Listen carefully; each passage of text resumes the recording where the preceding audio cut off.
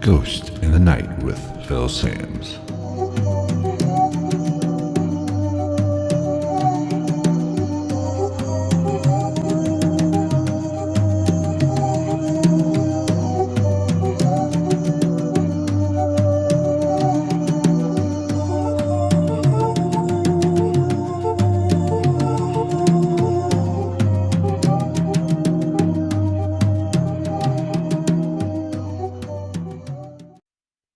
What is going on, everybody? Welcome to episode number 19 of Ghost in the Night, a Hauntings and Paranormal podcast. I'm your host, Phil Sams. Thank you so much for tuning in today. Now, today we have a very special guest. Once again, we have Melissa Cummins from The Haunted Ride. Her podcast is great. You really need to go check it out. And I'll have all her links to all her social media, to the podcast, to her website in the show notes or the description below if you're watching on YouTube. Now, we had a really good conversation, and it went a little long, so basically what I'm going to do, I'm going to break this interview or conversation into two different parts. So part one will be the episode you're listening to now, and next Tuesday we will have part two of the conversation. We covered two different topics in our conversation, so the first topic that we dive into is astral projection. You know, I personally didn't know a lot about it. I got the idea to do a podcast on this topic from listening to her podcast. So go check out her podcast on astral projection and also listen to this one. She really does a great job in explaining what astral projection is and how it works, basically. Before we get started, let me go ahead and get some business out of the way. Don't forget to follow us on Twitter at night_ghost. Follow us on Facebook. Give us a like there at Ghost in the Night. Don't forget to subscribe and like the YouTube channel. All the podcasts are on there. If you head on over to philsams.com, you can find all the show notes for this podcast. And also, I have something new to talk about right now, and that would be we have our official t-shirts for the podcast, which are available now. You can go to philsams.com/paranormal-merchandise/ and that brings you to a page. Now, I decided to use Spreadshirt as the printer of the shirts. I think it's the best deal. I was trying to keep costs down. We have a couple selections of podcast t-shirts, and also we have a few little quirky, fun little designs as well. So head on over, check those out, show your support, get a podcast t-shirt, check it out. Now, let's just go ahead and jump right into the podcast. All right, everybody, welcome to another episode of Ghost in the Night. Today we have a very special guest. This is her second time on the podcast, and I'm super excited to have her on, and that is Melissa Cummins from The Haunted Ride. How are you doing today, Melissa? I'm doing good. How are you? Just doing lovely. It's another beautiful day here in Ohio. It's not quite as warm as probably Florida, but, you know, it's not snowing here, so I'm happy. Look, I love the cold. I hate the cold. But I don't like the heat like Florida either. So I need to be somewhere in the middle. Yeah. You know, I had you on this podcast because there's a couple things I want to talk about, and I also wanted to say that it seems like your podcast is really taking off, and I just wanted to congratulate you on your success so far. How's your experience been so far? It's been mostly positive. It's been a really great experience. It's also been really therapeutic, and I kind of just feel like I'm hopefully doing something good for a community of people. So. That's just a wonderful way to look at it, and you keep thinking like that, and you'll definitely have a lot of success. Now, your episodes come out every Monday, correct? Yes. Now, in your last episode, you kind of hit a topic that I not really know a lot about, but I've been interested in, and I wanted to do some research on anyway, so I thought, what the hell, I'll just go ahead and let you do all the legwork for me, and I'll just bring you on and let you talk about it. And that was about really two subjects, but the one that really struck me was the astral projection. Can you go ahead and kind of explain to myself and anybody listening what exactly is astral projection? So I sort of define it as the ability to essentially separate your spirit from your body, typically what you do when you're sleeping.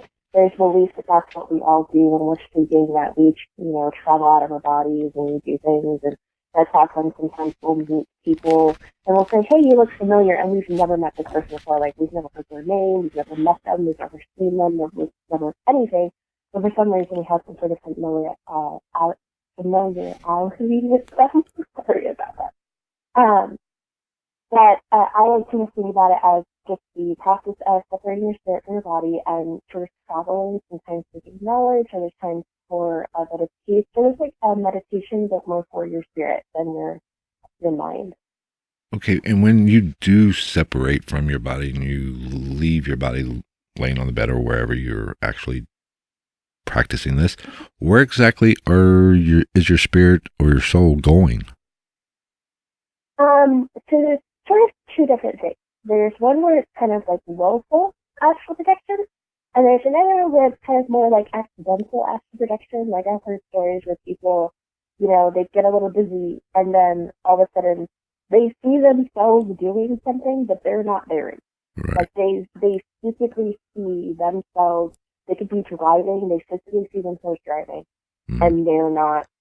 They know that they can see themselves somehow like an out-of-body experience. So astral projection is sort of that whole term of an out-of-body experience is that same thing. Right. But if you're doing it more willfully, then you can go different places. Like, I've gone, and there's a particular park that for some reason makes her like to gravitate to. I don't know if it's like a past life thing, but a lot of times I will go and I will sit at that park actually the whole day and talk to random beings that come by. Or I will go up to the cosmos and sort of see everything in all of its beauty. Or there are different, and this kind of goes into like a little bit of a touchy subject for some people, but different realms. So there's one that I used to go to a lot, and there's like also like higher elevations of it and lower elevations of it. So I used to go there a lot. So typically I just either what normally happens is I will go somewhere that I feel connected to, or that I know in a past life I used to go to, and for some reason at whatever happened that day, or wherever I am sort of in my particular journey, that's just where I feel like I need to go to get some answers. I've also heard of times where people like sensitive or psychic people actually see you through them. Really? But they see you as a ghost. And you're not a ghost, you're just astral projection. Huh. And then you come back, and you're like, wow, that person was looking dead at me. Right. They were really looking at me. And, you may never meet that person. But, yeah, there's times where it's almost like, I don't really know what you would call it, but I mean, if you think about the fact that, like, when us in the Americans are sleeping, the other side of the world is awake. So it does make sense that if you actually projected and you do appear to look like a spirit, you don't have a solid form as far as like you look like a human being, like a physical form, I should say. Okay. But you do have a spiritual representation of your body. It would make sense that if you went, like for instance, I apparently like to go to a park in England. So I will stay up there until essentially the sun rises, basically. And then I'll go hop around to different locations. But if someone was to walk by and just see me sort of chilling out on the bench over there, they might just think that I'm a ghost. I'm not a ghost. I'm alive. I just can separate my spirit from my body. And this person happened to come by and was able to see me. So there's that. I mean, that's now. Do the spirits, I guess, that you interact with, do they know, or how do they treat you? I guess. I mean, I'm assuming they have to know that you are not one of them, for lack of a better term, but you are somebody that is actually projecting into their realm. I mean, how do they interact with you, an actual spirit? It's touchy. So it's kind of like the same thing where some people know that they're dead, or some spirits know that they're dead, and other spirits don't. I mean, I suppose I could say people too. It's really interjectable, but other spirits don't. So I'm not going to say like it's heaven or something. No, it's not that. But it's just this place that's like warm and comforting and peaceful. Kind of like when you imagine someone going into the light, you imagine a big white light. Well, you go in there. When I astral project sometimes, there's a level that's sort of like a main open common area. And it's beautiful, and there's places of trees and the yondering fields and all this stuff. And you've got a lot of people who walk by, and for the most part, they kind of just keep to themselves. Because like sometimes you can clearly see like they're meeting other family members or stuff like that. Like it's like a general meeting. Like if you were thinking like if you've ever played like a game that has like a common place of people, that's basically what it is. Like you can all go in there, and for the most part, most things will leave you be. But every so often, someone will say hello or something like that. But most people are just so in the moment of.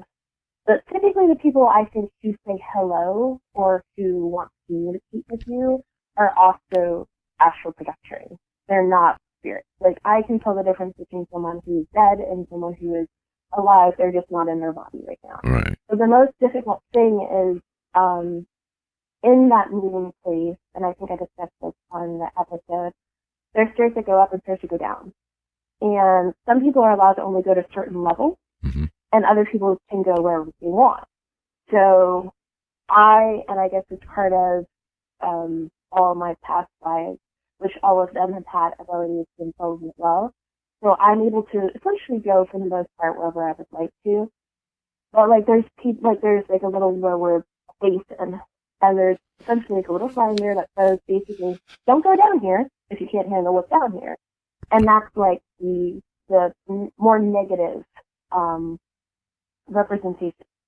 So I would say like those are where like negative spirits are, negative apparitions are. If you get to like a certain level, that's where demonic influence is. So the problem is like if you think about the positive places in the meeting place, obviously the negative places in the meeting place too. So they will trick you like a lot. Like I've seen people like for the most part, I'm not a huge social person. So when I go to the astral projection common meeting place, I like to mostly just view things, go into the garden, go into like the little wood area, just kind of chill out. I'll talk to a couple of things. But for the other thing that I tend to do is keep people from going down there, because that is, I don't know how our brains perceive it in the physical state that we are. I don't know if they see it as bad dreams or if they see it something like that, but there's spirits that go down there that if they stay down there too long, something will attach to them. So when they come back to their body, they're now not just coming back to themselves anymore. They've now got something else back to them. Right. So that's the dangerous part of astral projection, really. So just knowing where to go. If I understand this correctly, there's basically levels, and it's kind of like how we've been taught in Sunday school. I guess naturally up is good, down is pretty shitty. Yeah. Now, how do they keep?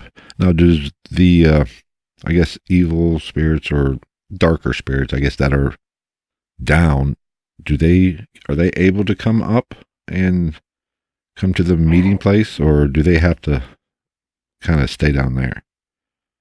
There are ones that will trick you. So kind of think about it as like a giant stairwell. So it's kind of just like whenever you hear stories of demonic activity, they'll tell you, or I've even said it in the house. The house always seemed dark. It didn't, even when the sun was up, even when it had tons of windows, it never seemed like the light really reached through the windows into the house.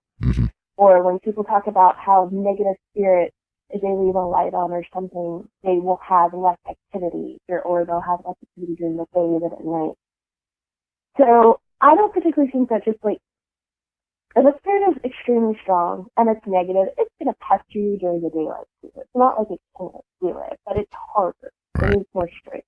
So the area that the common meeting place is literally like, it's like basically staring up in the sun. Like it should blind you, but it doesn't.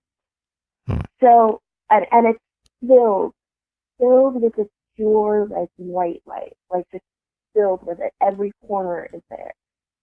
So the stairway does have, like, a little bit of the light coming down, let's say, the top step. But if you go down one step from that, you might meet a little negative being who is just trying to get you to come down there. Like, I've seen them try to trick people. They'll say, because some people can pull spirits back up, which I can be one of them. So I've seen people say, oh, they're maybe one or two steps down. And they'll say, oh, yeah, I got down here, I can't get back up, I need help. And then that will draw a positive spirit that wants to try to help them. Right. So it's not like there's like a gate or anything there. It's all free will. If you want to go down there, you're going down there with the knowledge that you might bring something back with you if you're not careful. Right. And if you don't know what you're doing. But that is a lot of the times how something will attach itself. They'll say, oh, thank you so much for bringing me back up. But then if you come back up, you don't have anything with you, at least that you can see. You do have something with you now. You just can't see it anymore. Because once it's attached to a positive spirit, it can go wherever the positive spirit goes. That's all it wants. It's basically kind of like I can't remember the name of the story, but there's a story about spirits that essentially jump on your back. And that they carry you carry them around with you on your back. Mm-hmm. And so it'll make you, there was a movie with, I can't remember the weird movie, but something happened to this girl, and she essentially, as a spirit, lives on this guy's back. And he would have spinal problems and back issues and things like that. And he didn't understand why, because he was healthy with the jobs and he did all these things, he didn't get it. And it was just the weight of that negative spirit on his back.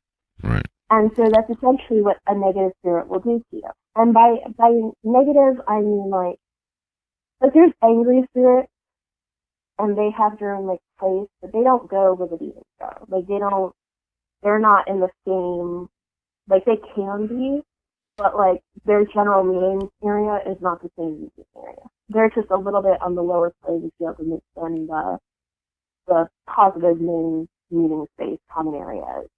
So if you go down the stairs and something's there waiting for you, or calling you down, or beckoning you down, or hoping that for the idiocracy of you that you decide to go down there just to, see what it looks like, they'll just jump on you. Mm-hmm. And then they can get a ride up all they want to. And then when you wake up, they're now here. Like, they're here with you on this, because you let them come on you.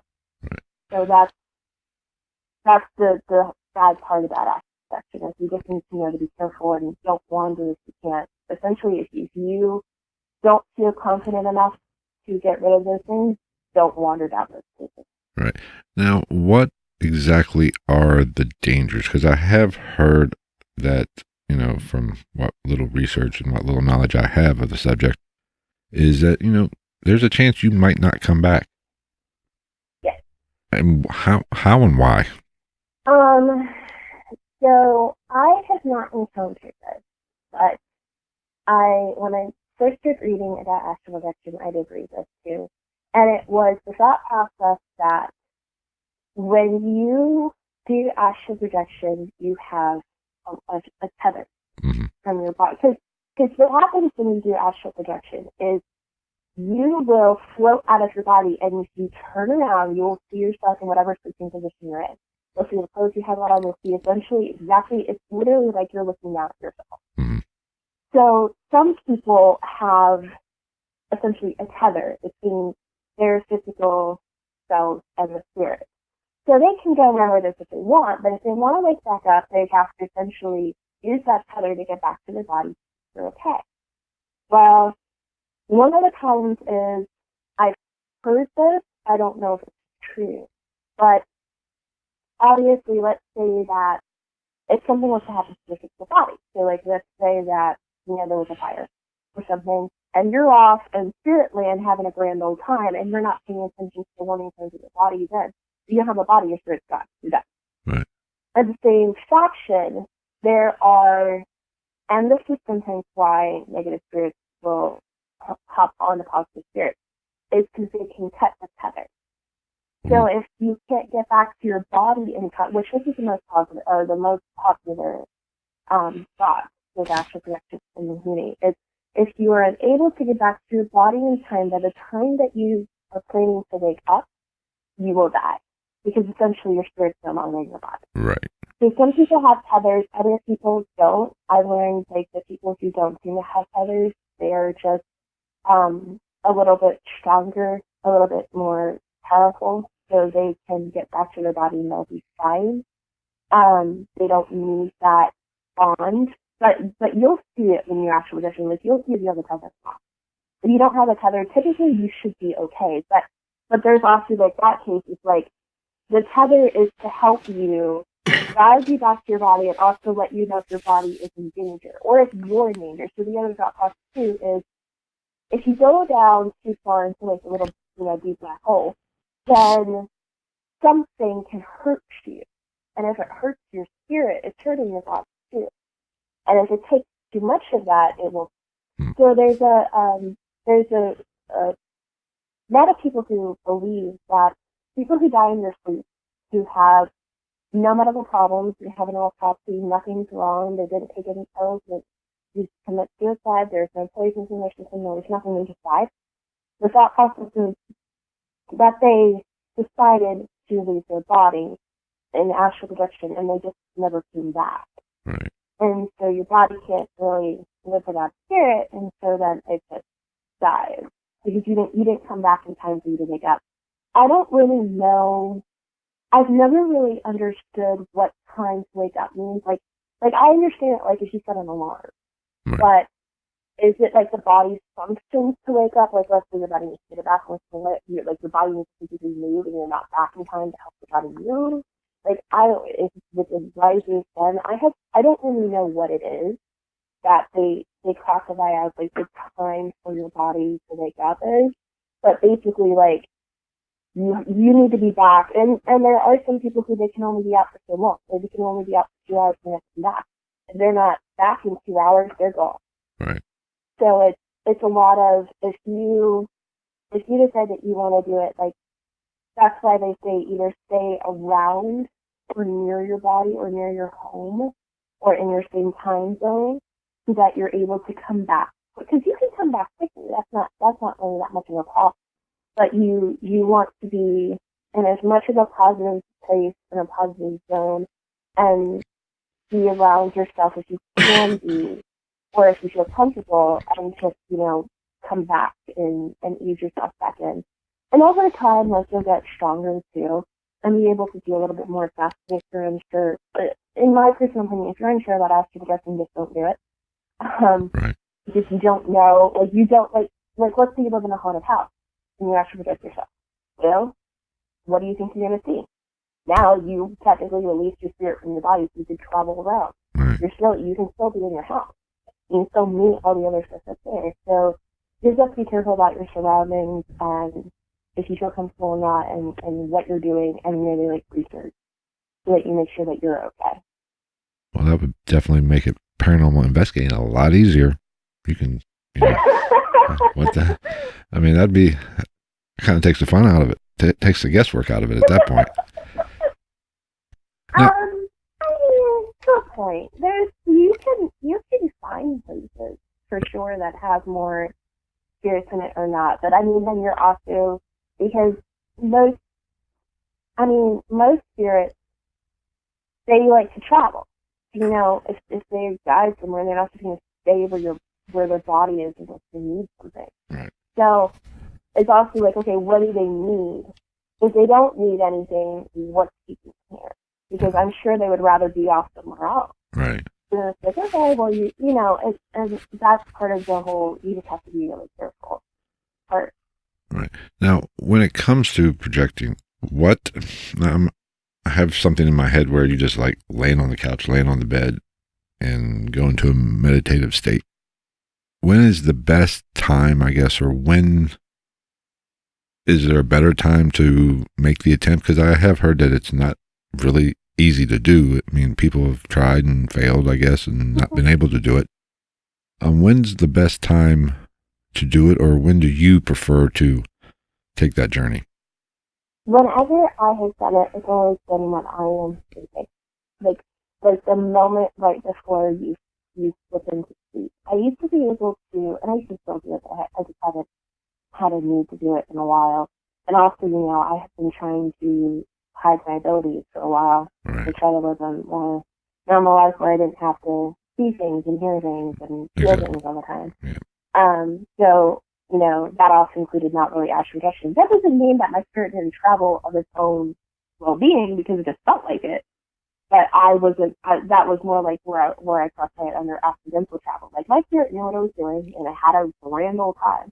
But I didn't say, like, hey, I want to astral project. Right. This is just my body just doing what it wanted to do. But I've been able to, sometimes I'll just close my eyes, and, like, there's that, like, blackness in your vision type thing. Yeah. So what I used to do was to essentially help put myself in this meditative state. I would close my eyes and try to see, like, almost like I was attempting to see into that blackness. Right. And that would help, because I'm not using my actual eye, and I'm using other things to try to push into that. That would help get me into, like, the right state. But I would just say, like, when you're sleeping, because sometimes the spirit travels on its own. So the easiest time to do it is because if you're sleeping, you have your dream state. Some people believe that your subconscious is active when you're asleep. Really, what you're trying to tap into is your subconscious self, to use that to say, okay, well, spirit detached from my body. So I would just say, when you're about to go to sleep, like not when you first lay down in bed, but if you know that you're really tired and you're so close to falling asleep, then that's the perfect time, because you're in, some people, they only see spiritual stuff when they're right, that second right before sleep. Right. So if you get in that pocket, I find that pocket is the easiest place for you to perform the aspect. Very interesting. Now, just to play devil's advocate, I know some people are probably listening to this, or who will listen to this, will say, okay, from what you just said, we have a term for that. It's called a dream. How do you how do you respond to that? So they say in a dream that you're not supposed to be able to smell or smell or taste. Okay, yeah. Well, if you go to astral projection, and let's say you go to the common meeting area, you can smell the garden, and it's not in rooms. If you don't have plants in your room, you know what your room smells like. Right. You can smell the garden. You can feel the fruit. You can. I don't think I've ever tried to taste it, so it seems that you could attempt to taste it. I don't know. I've never tried that. That was a little out of the norm for me. But I mean, sure, you can taste the dream. But how many people say that they've had this weird, weird ass dream where they met someone, and then they meet the person 2 weeks later? Right. Did you have a psychic occurrence where you had a premonition you were going to meet this person? Or did you somehow actually meet this person, and then somehow you guys push yourselves together because you both remember meeting one another, and now you're together? Right. Who's to say that dreams aren't astral projection, or that astral projection isn't really a dream? I mean, I've asked myself that a whole bunch of times, but then, with the occurrence that I had with the spirit guide, who was not my spirit guide. Right. The question is, where did I pick him up from if that was the dream? Where did he come from? Right. He didn't just, I mean, I knew every unit came in and out of that house. He didn't come from the portal. He didn't come from any of the portals. If he wasn't attached from outside, then where did he come from? Mm-hmm. He had to come from somewhere. And where he came from was that meeting place. And then additionally, look, I've got a great imagination. Mm-hmm. And yes, we could sit down and we could say that, I, in some way, picture imagination, I've remembered every face that I've ever seen from a television show or from numerous television shows. And while I was asleep, I choose all of these faces and all of these bodies and all of these people in these places. But there's people I've never seen. It's not like I went in there and I saw Elvis. I didn't see Elvis. not extreme at all. Like, it could be, it's random people. And then it's like, okay, well, let's say that I saw that one person. Why can't I see, like, their family members? Like, yes, you know, your mind can do amazing, incredible things, but I don't think my mind is that amazing. Like it's good. I don't think it's that good. Right. So that, I think for me, like, when I would go to, like, the Cosmos places, that was when I had, like, that question, because I was also I was really skeptical for a long time. You know, I told you that. Mm-hmm. And whenever I would talk about what would happen to me, my parents would just call me crazy. Right. Okay, so I believed that I was crazy. Like, I legitimately thought that there was something mentally wrong with me, and that apparently, you know, because at that period of time, schizophrenia was a really big term, and it was, you hear people and you talk to them when they're not there. Right. So I thought, okay, well, that must be what I have. But, okay, then why did I know these? Why did I see these things? Why did I, whatever? And I was logical, and I was in my right mind.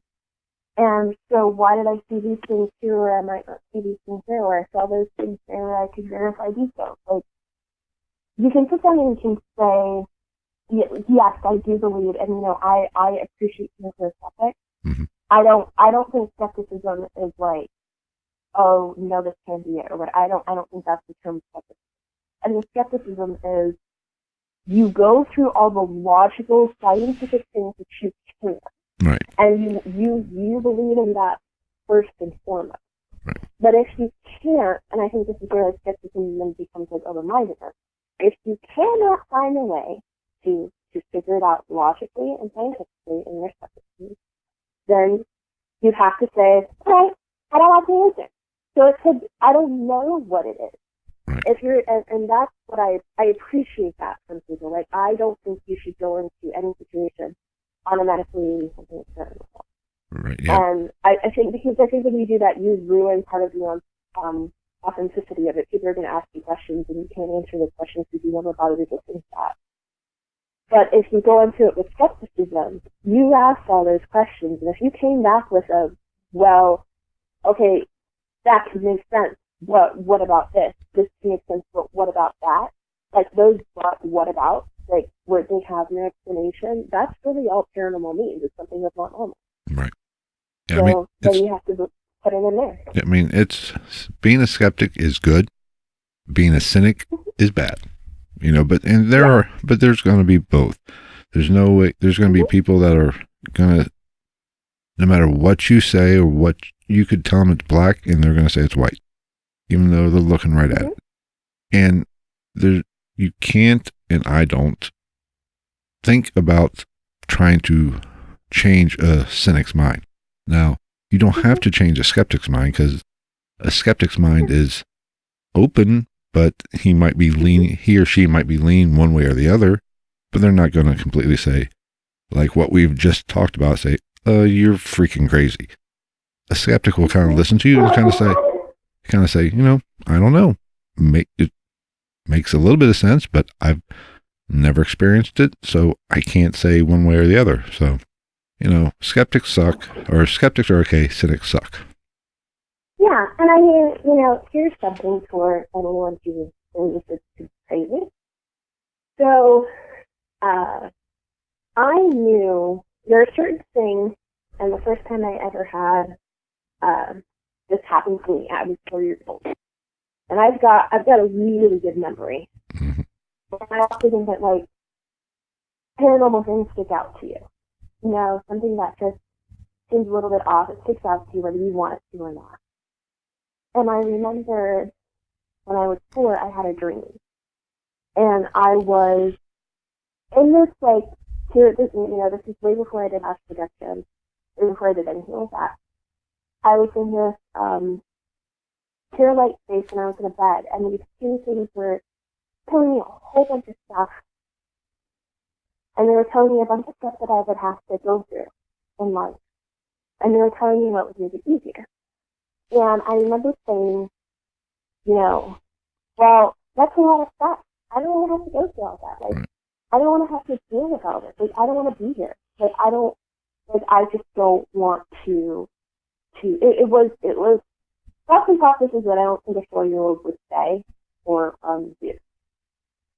So, and they told me, well, you know, you have to go through this. Like, this is your path. You have to go through it, and it'll get brighter, when you meet your basically soulmate, or whatever, whatever. So later on in life, I learned that my mom had a really horrible pregnancy, and I actually, as a baby, she never told me if I directly died, but by what she said to me, I think I did. I was going through sleep, so I had a really bad infection. And so she had a 105-degree fever, and I was at 110. So at that point, I should have been dead. Right. And when she gave birth to me, I didn't cry. I didn't do anything. They had to do a whole bunch of stuff to me. I was blue. So, by that, I would think that you would say, like, because she didn't even get to hold me. Once they first, once they got me, they couldn't. They had to do all these things to try to make sure that I survived. And so I didn't know anything about this, but when she told me all of this, later on, I always remember that dream I had when I was 4. And then, and I wondered, like, I wonder if, because basically they were trying to tell me that, like, I needed to go, like, I needed to be, like, born. And I was basically like, no, I don't want to be born into a world where I have to go through all this. It just sounds terrible. And I always thought it was a weird dream. I didn't really pay too much attention to it, but it always stuck in my mind. So later on in life, I would have visions of this man, and something told me don't, like, to trust the feeling of that, but not trust the physical appearance. And I was like, okay, I didn't really understand that, and I didn't know anything about, like, past life regression or anything about past lives or anything like that. I just knew that I knew the man, and I knew that he was a real person. Like, I knew it was not like it wasn't something that I just thought of or someone that I just saw randomly. Like, I knew him, and I could tell you things about him that he didn't have to tell me. Like, he never, it wasn't like I saw spirit. It was more like seeing a memory, just things that I knew about him. So I drew this picture, and I kept it for myself. Mm-hmm. And later on, when I first met my husband, I met him on a date. So, there's not like you can see each other or whatever, but I just had this overwhelming feeling of I know this person. Like, I know them, and this is the person I've been looking for. That's him. And he apparently felt the same thing as me, which was strange because we didn't know one another. And as time went on and time progressed and we finally got together, I remember one day I told him and said, it's really funny. I remember when I was, I think when I drew the picture, I was 6 or 7. So it wasn't the greatest picture, but I described to him what I drew. And there was one particular detail that I had drawn, and I didn't know why I had drawn it. I never seen anything like that. And I tried to find what it meant, and I couldn't find it. He goes, it's really funny that you say that. He goes, because I drew the same thing that I drew as a woman. And he described to me what the woman looked like. He described to me the details of the woman. And what's really interesting is my spirit, when it leaves my body, doesn't look like me. Right. It looks like a past regression of me. And he didn't know that, because he hadn't talked about, like, paranormal stuff or anything like that. He didn't know that at the time. But the exact woman that he was describing to a T was my past life. Wow. To a T. Yes. And now he's like, now I can ask him about paranormal stuff that happens to himself and stuff like that, but he has, his own religion and his own thoughts, and which is perfectly fine, but he's very open to my stuff, and I'm very open to his, so it works out really well. But what I mean by that is to say that it's not like he would go looking for anything paranormal, ever. He's not one, he believes in the paranormal, but, like, just when you're talking about psychics and stuff like that, he's kind of more of a, prove it type person. Mm-hmm. Not in the skeptical way of, I believe that this can happen, I believe that this has happened, I don't think I've experienced it. I don't really want to experience it, but I do know it's out there. Like, that's kind of his sort of persona about it. So there's no rhyme or reason or thought process for any particular way that he would know what my past life spirit looked like. We had not even discussed it until that moment. And I was like, wait, what? And it's a particular detail that my past life spirit has that most people wouldn't get. And I was like, what? And he said it. I was like, really? He said, yeah. He was like, why are you so surprised by it? I was like, because that's me. I said, that's what my experience looks like. And I was like, really? I said, yeah. I said, that's exactly down to a T what she looks like. Like, he described her like he had a picture of her or something.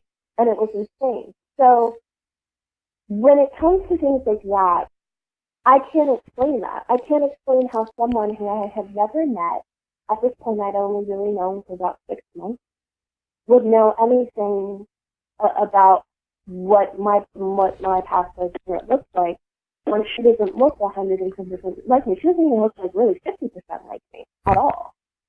It doesn't really make any sense. And so the only other thing that I can think of, and which does make sense to me, is that perhaps the same way that I was guided to go through certain, and knew that I would have to go through certain things in certain stages in order to meet this person, perhaps she was a reminder, and that male figure was a reminder to me that this is what you get out of it. Like, keep it short, this is what you get out of it.